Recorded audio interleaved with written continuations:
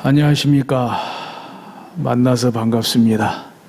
이 어려운 때에 대면 예배로 함께 모이게 된 것이 얼마나 고맙고 반가운지 모르겠습니다.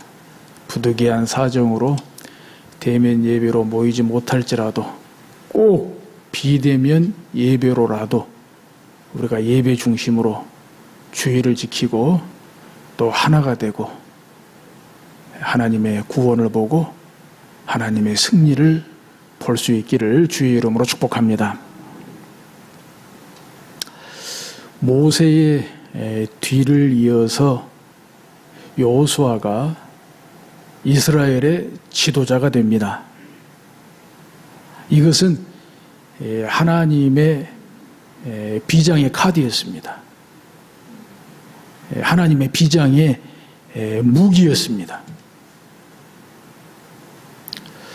거기에 걸맞게 여호수아가 모세가 죽은 후에 이스라엘 백성들을 인도해서 요단강을 건너고 또 가나안 땅에 입성하게 됩니다. 그래서 약 5년 동안에 걸쳐서 가나안 정복 전쟁을 매우 성공적으로 마치게 되는 것을 볼 수가 있습니다. 여호수아, 그는 그야말로 영웅이었습니다. 그것도 전쟁 영웅이었습니다.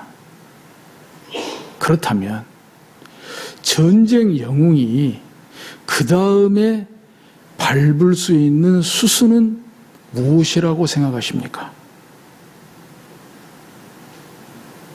그것은 바로 왕입니다. 전쟁 영웅이 그 다음에 밟을 수 있는 수순은 왕입니다. 그도 그럴 것이 가나안 땅에 들어가 보니 이미 있던 가나안의 다른 족속들에게는 다 왕이 있었습니다. 왕이 다 자기 족속들을 지배하고 있었습니다. 또 성경에서 보나 세계사를 보나 한국사를 보나 얼마나 왕이 되고 싶어 했던 사람들이 많습니까? 지금도 국가의 최고 권력을 갖고자 하는 사람들이 또 얼마나 많습니까? 그렇게 볼 때 여호수아도 맘만 먹으면 왕이 될 수 있습니다. 또 이스라엘 백성들도 여호수아가 왕이 되기를 원할 수도 있습니다. 그런데 여호수아의 생애를 전체적으로 살펴볼 때 또 오늘 주신 본문은 여호수아가 죽기 전에 이스라엘 백성들에게 결단을 촉구하면서 유언으로 한 그런 말입니다. 여호수아 24장 15절 오늘 본문 가운데 끝에 보면은 오직 나와 내 집은 여호와를 섬기겠노라 그랬습니다. 오직 나와 내 집은 여호와를 섬기겠다. 벌써 이 말 속에는 나는 왕이 아니다는 거예요.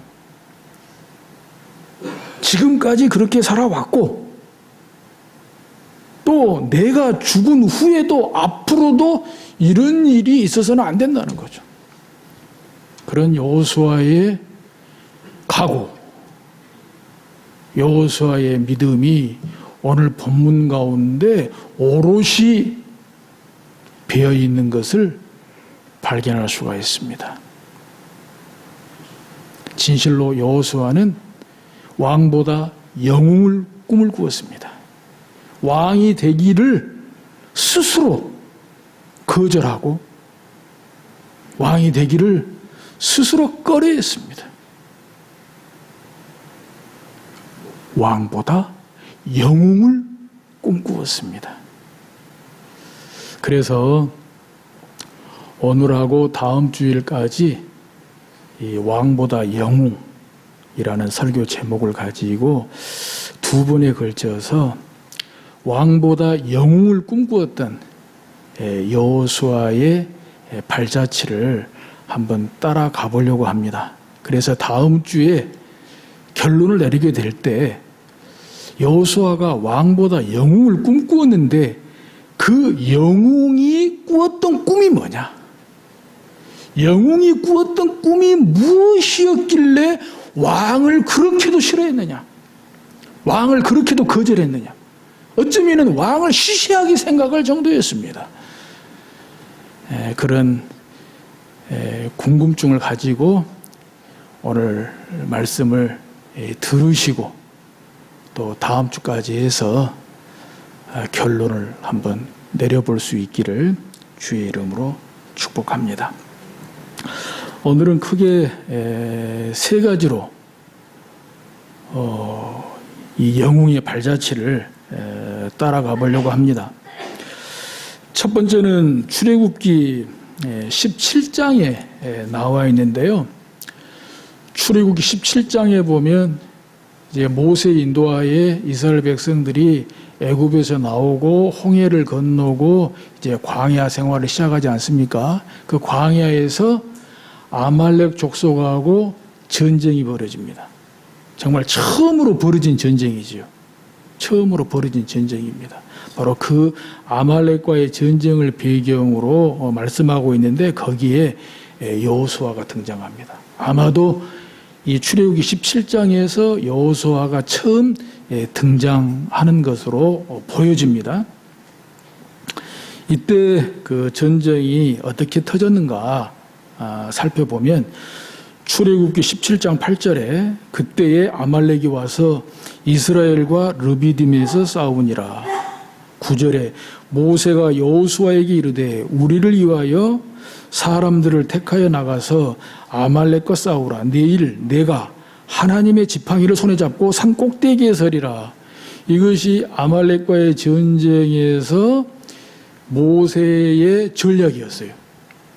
이런 전략이 세계 어디 전쟁사에 또 있을까요?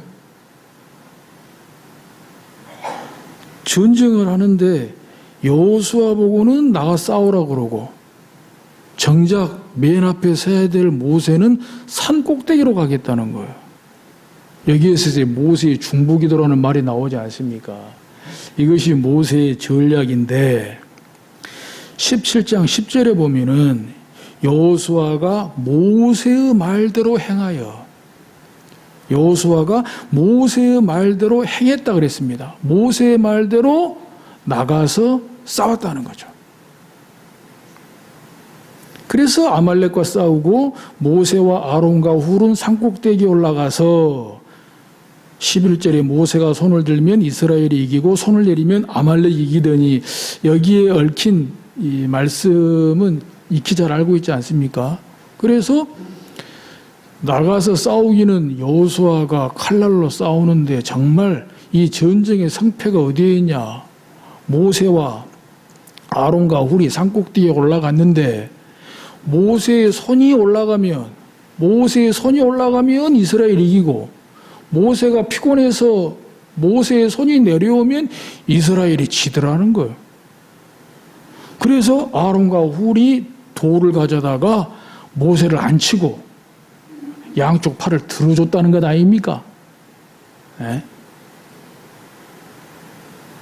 그래서 이겼다는 건데 17장 13절에 보면 여호수아가 칼날로 아말렉과 그 백성을 쳐서 무찌르니라. 그러면 여기서 뭐 백성들은 뭐 따라만 다니고 여호수아만 칼 들고 싸웠겠어요? 이 이스라엘이 군대가 돼서 선발된 이 이스라엘 백성들이 군대가 돼서 아말렉과 이렇게 칼로 전쟁을 해서 결국 이겼다는 거 아닙니까? 그러면 여기에 궁금증이 생기는 거예요. 한 가지 문제가 있습니다.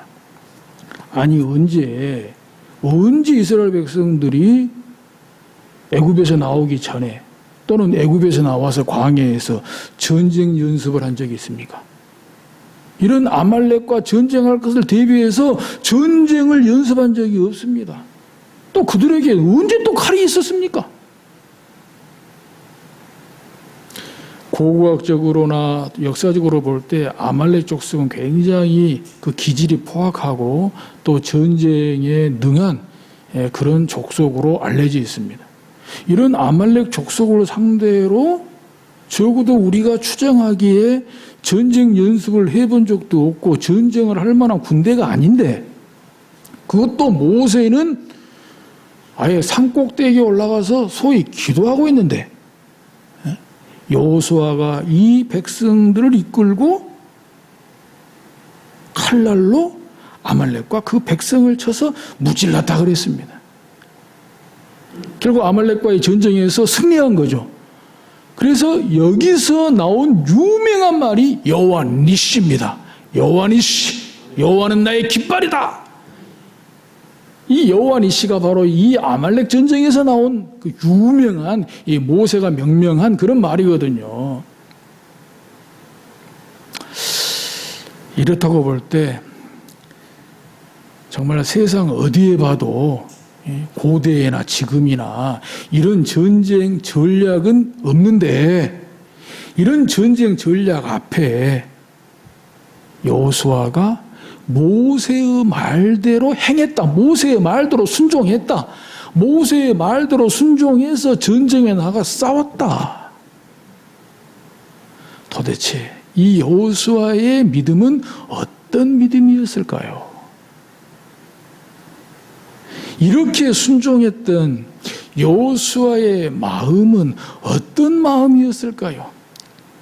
그가 마음에 품은 뜻, 그가 마음에 꾸었던 꿈은 과연 무엇일까요? 이것이 생애에 켜켜이 쌓이면서 정말 왕보다 영웅을 원했던, 왕을 거절했던 그 영웅의 꿈은 진정 무엇이었을까요? 이런 질문이 되겠습니다. 두 번째, 출애굽기 24장에 나오는 내용입니다. 출애굽기에 보면 모세가 시내 광야에 머무를 때 시내산을 수차례 올라갔습니다. 그런데 출애굽기 24장에도 이 모세가 시내산에 오르는 그런 장면이 나오는데, 여기에서 여호수아가 거명이 됩니다. 모세가 여호수아를 데리고 올라갔어요. 그때 내용을 보면 출애굽기 24장 12절부터 보면, 여호와께서 모세에게 이르시되 너는 산에 올라 내게로 와서 거기 있으라. 내가 그들을 가르치도록 내가 율법과 계명을 친히 기록한 돌판을 내게 주리라. 산에 올라오라는 거예요. 시내산에 올라와라. 내가 십계명도 주고 다 말씀 주고 다 줄 테니까 올라와라. 그런데 그때 24장 13절에 보면은 모세가 그의 부하 여호수아와 함께 일어나 모세가 하나님의 산으로 올라갔다 그랬습니다. 모세가 그의 부하 여호수아와 함께 일어나서 하나님의 산으로 올라갔다. 그리고 마침내는 이제 모세 혼자 하나님과 독대하는 거죠. 구름 속으로 들어가서 하나님의 영광 가운데에서 마지막에는 이제 모세가 이제 하나님과 독대하는 거죠. 여기에서도 이 영웅 여호수아, 이 영웅으로서 여호수아의 믿음, 여호수아의 마음, 여호수아의 마음에 품은 뜻, 그가 마음에 꾸었던 꿈이 무엇이었을까 참 많이 생각을 해보게 되는데요. 일부 예배 때에도 이렇게 저렇게 말씀을 드렸습니다만 2부 예배는 좀 더 압축해서 말씀을 드리려고 합니다. 여는 이겁니다. 모세가 그의 부하 여호수아를 데리고 올라갔는데 좀 전에 말씀드린 대로 마지막에는 모세가 하나님과 독대합니다. 하나님이 모세와 독대합니다. 여호수아는 좀 떨어져 있어야 됩니다. 좀 산 밑에 떨어져 있어야 돼요. 그렇다고 볼 때 우리가 모세가 시내산에 여러 차례 올라갔다 또 40일 뭐 금식했다? 절대 쉬운 일이 아닙니다. 한두 번도 아니고 수차례 그렇게 오르내리면서 금식하면서 하나님을 독대하고 하나님의 말씀을 받는다는 것이 정말 힘든 일이죠. 고난이죠. 그런데 여호수아와 비교해 볼 때 그래도 모세는 좀 낫지 않냐 이거예요. 왜? 하나님을 대면하잖아요. 하나님이 모세를 대면해 주시잖아요. 심지어 하나님께서 모세를 친구처럼 여겼다는 말씀이 나옵니다. 친구를 만나서 대하고 친구에게 이야기하듯이 모세를 대면했다 그랬습니다. 거기에다가 하나님으로부터 직접 십계명을 받아요. 하나님으로부터 직접 율법을 받습니다. 하나님으로부터 직접 성막의 설교도까지 받습니다. 이만하면 우리 같으면 40일은 몰라도 몇 날 며칠 정도는 날 새는 줄 모르고 그렇게 하지 않겠습니까? 안 그래요? 하나님을 직접적으로 만나고 하나님을 직접적으로 이렇게 만나고 교제하면서 하나님으로부터 직접 말씀을 받는데 날 새는 줄 모르고 할 거예요. 밥 먹는 것도 잊어버리고 할 만하잖아요.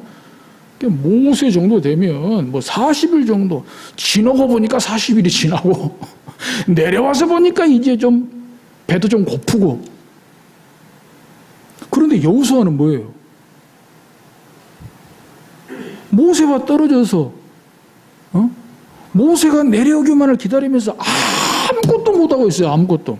하나님을 만나는 것도 아니고 하나님이 뭐 대면해 주시는 것도 아니고 하나님의 말씀을 뭐 받는 것도 아니고 아무것도 안 하고 모세와 떨어져서 산 밑에서 바로 밑에서 모세가 내려오기만을 기다린다는 거예요. 40일을.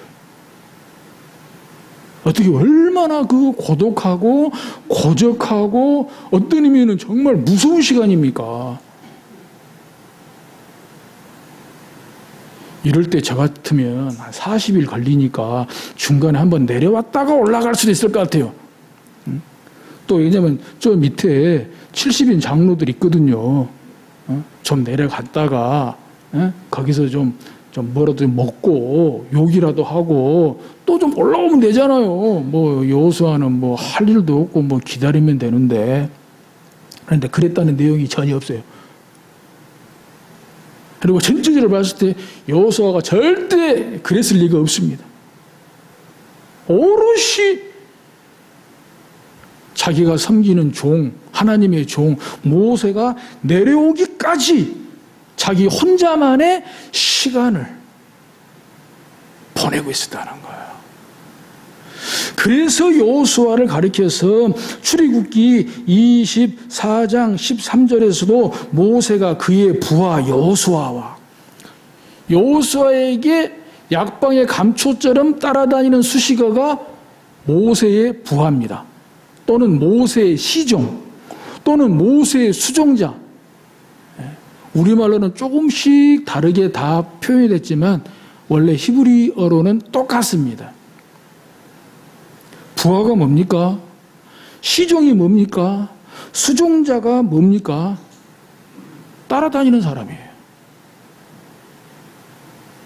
주인을 따라다니면서 주인을 섬기는 사람이에요. 그런데 여호수아에게 그 수식어가 따라붙는 거예요. 마지막에 모세가 죽고 여호수아가 그 이스라엘의 지도자가 됐을 때에도 여호수아 1장 1절 위에 보면은 모세의 시종이라고 나옵니다.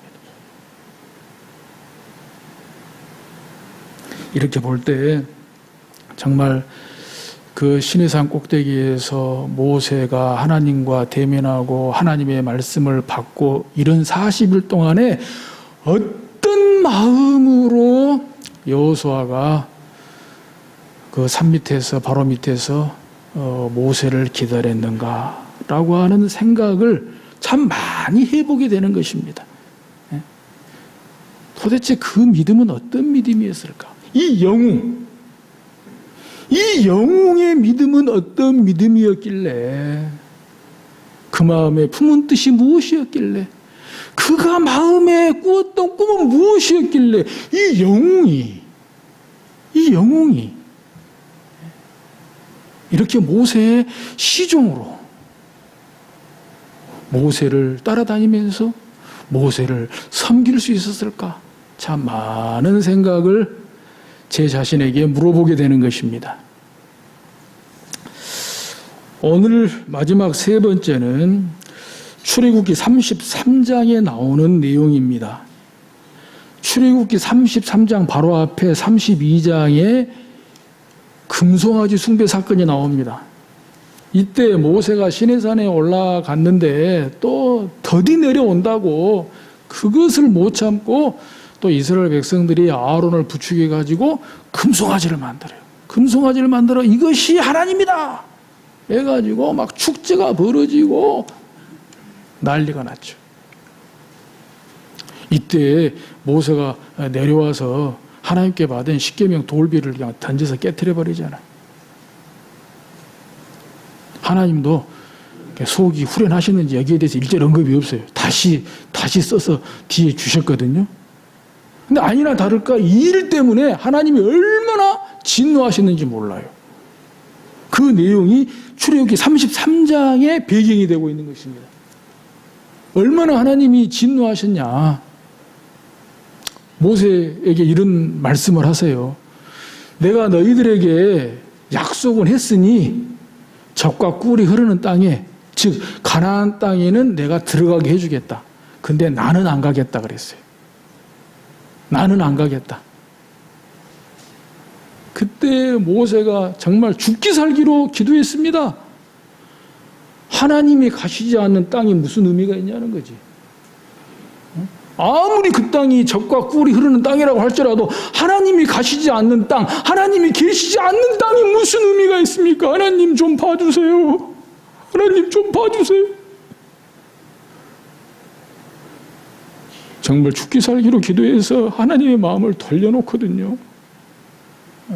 그래서 하나님의 마음을 돌이키세요.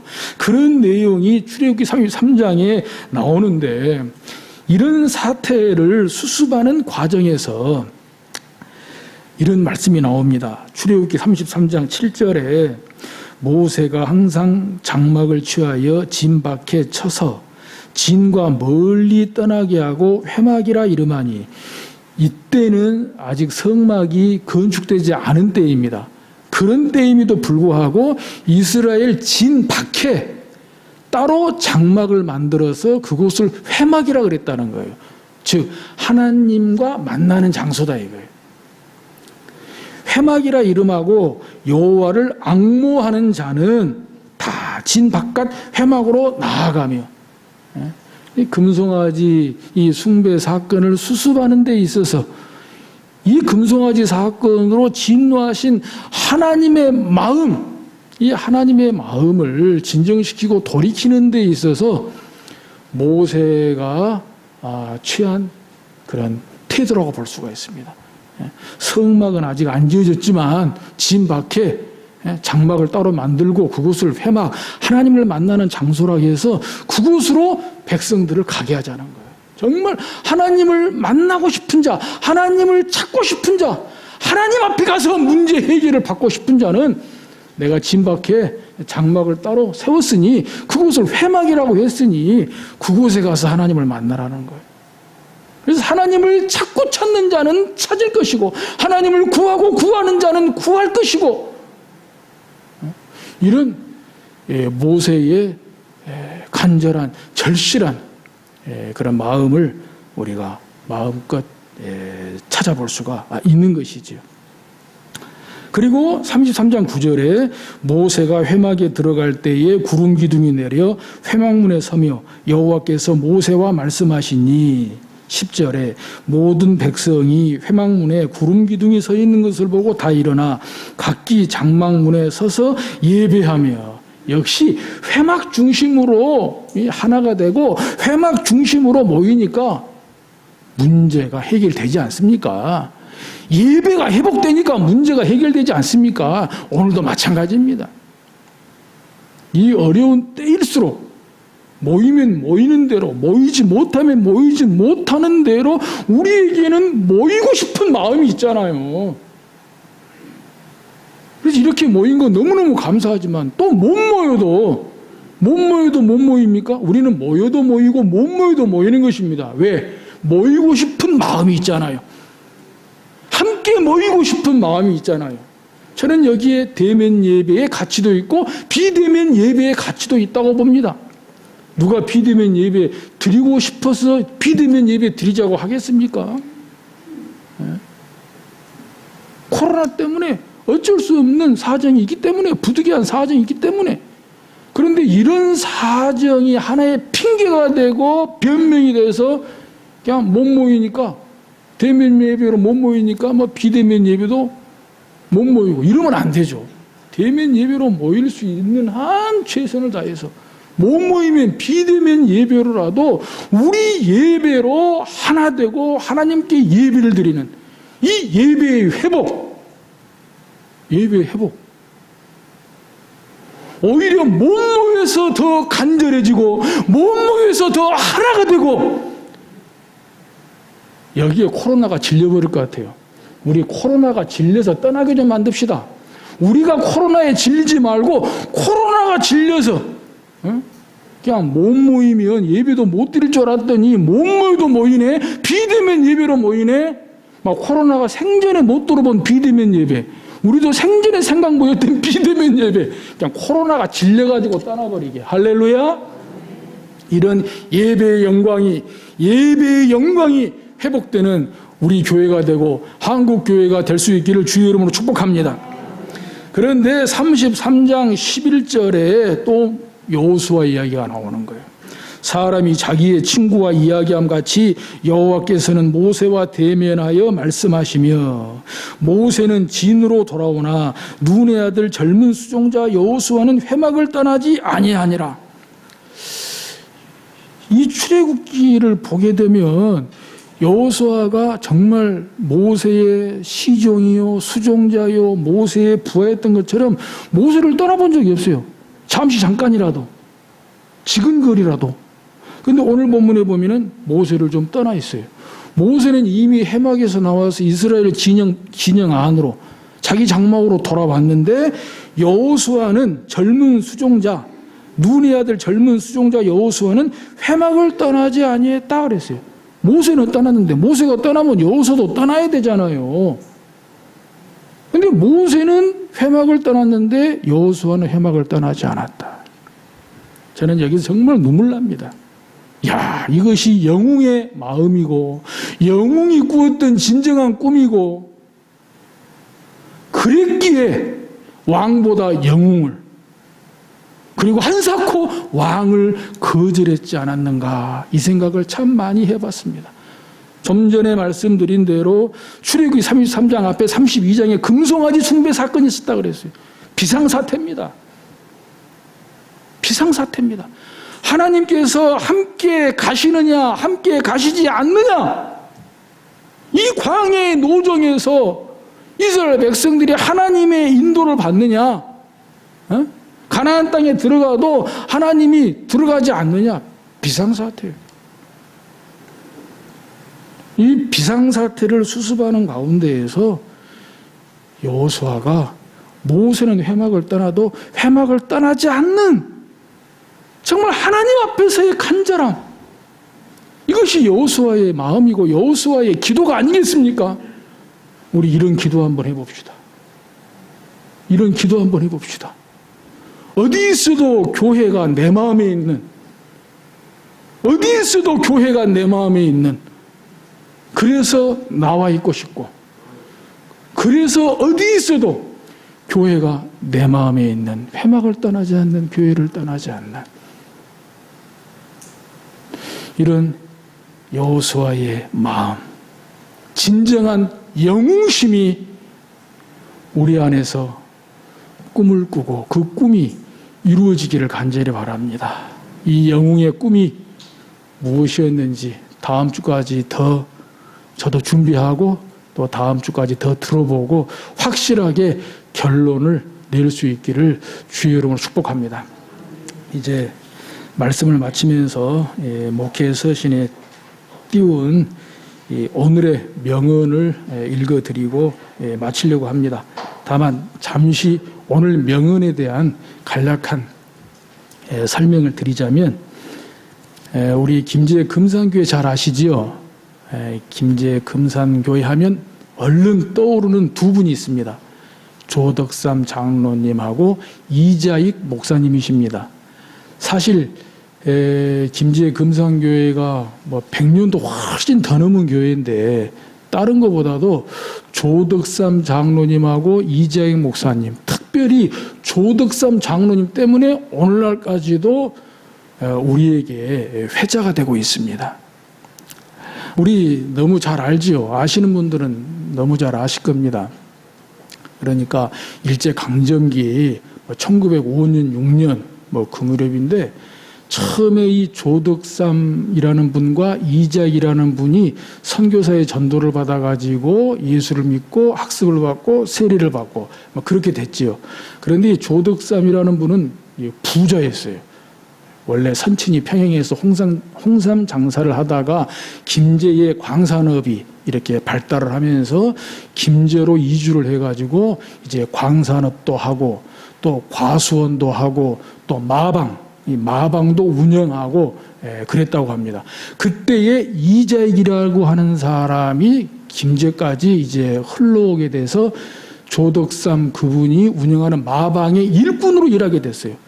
그러다가 두 분이 예수 믿고 학습받고 세례받고 드디어 김제 금산교회에서 장로를 이제 선출하게 되는데, 아시다시피 조덕삼 이분은 큰 부자예요. 더더군다나 조덕삼 이분의 사랑채에서 김제 금산교회가 시작이 됐다고 합니다. 그리고 뒤에 조덕삼 이분이 자기 과수원 땅을 내놓고 금산교회를 건축했다고 합니다. 그리고 나서 장로를 선택하게 되니, 장로를 선출할 때 다 예상하기에는 또 나이도 조덕삼 이분이 이자익 이분보다 12살인가 훨씬 더 많아요. 나이로 보나 사회적 지위로 보나 누가 봐도 이건 조덕삼 이분이 장로로 선택이 될 줄 알았어요. 근데 막상 투표를 해놓고 보니까 이자익 이분이, 그 조덕삼 그분이 운영하는 마방의 일꾼으로 일하는 이 이자익이라는 분이 장로로 선택이 된 거예요. 그러니까 교회가 막 술렁술렁하게 된 거죠. 걱정이 태산인 거예요. 이거 교회 이제 쪼개져 나가는 거 아니냐. 교회에 큰 시험이 왔다고.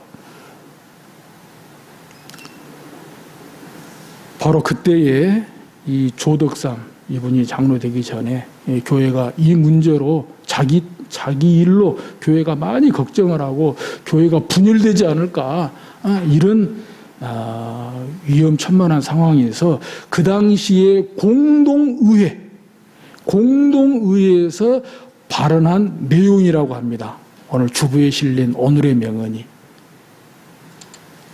그래서 결국 이제 조덕삼 이분도 뒤에 이제 장로가 되셨고, 이자익 장로님은 이제 신학을 해서 목사가 되시고, 그렇게 아주 훌륭한 그런 장로님으로, 목사님으로 이제 생애를 마치게 되었는데, 그 당시에 이 조덕삼 이분이 자기가 장로 떨어지고 교회가 술렁술렁하고 시끄러울 때 공동회에서 이 말씀을 하셨다는 거예요.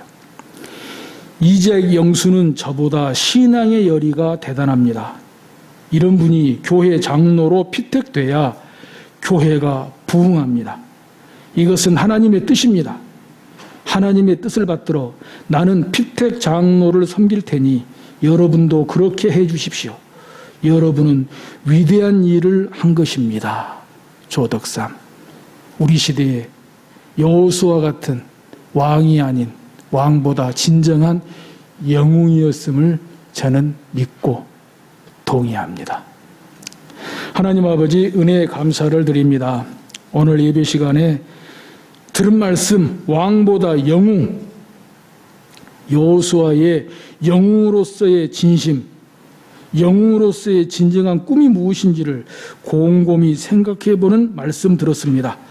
다음 주까지 들어서 이 영웅의 마음은 어떤 것인지, 이 영웅이 꾸었던 진정한 꿈은 무엇이었길래 왕을 그렇게 거절했는지 싫어했는지 왕보다 영웅을 선택했는지 한번 찾아보기를 원합니다. 말씀하여 주옵소서.